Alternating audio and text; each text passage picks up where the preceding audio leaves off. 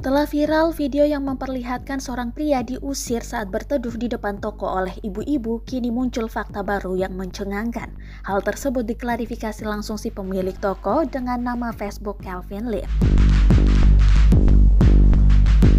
Dia berkomentar di salah satu postingan akun Facebook dengan menyebutkan kronologis yang terjadi pada hari di mana dirinya memarahi pria tersebut.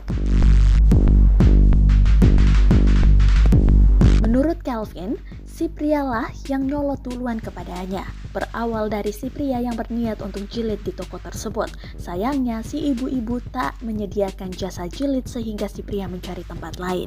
Namun, motornya tetap terparkir di depan toko, sehingga si ibu-ibu itu menyuruhnya untuk membawa saja motor si pria.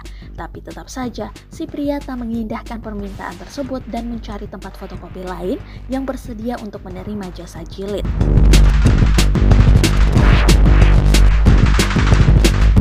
Lama menunggu, si ibu-ibu itu kesal. Pasalnya ia beranggapan si pria telah menutup jalan masuk usahanya.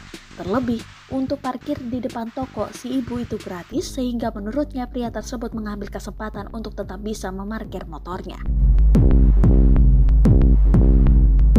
Dari situlah si ibu-ibu tak terima dan meminta untuk si pria bersama temannya pergi dari tempatnya. Sebelumnya, beredar video memperlihatkan seorang pria bersama temannya harus pergi meski hujan-hujanan saat berteduh.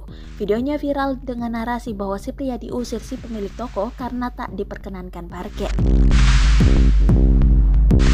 Tak hanya itu, nasib dari tempat fotokopi tersebut mendapat ulasan buruk dari warganet dan bintang 1.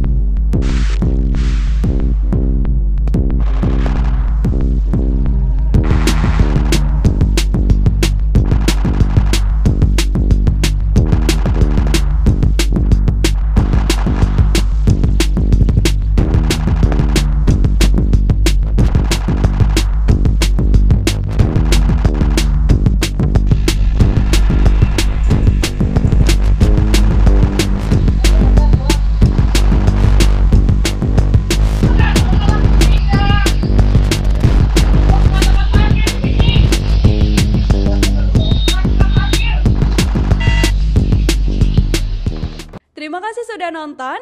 Jangan lupa like, subscribe, dan share ya.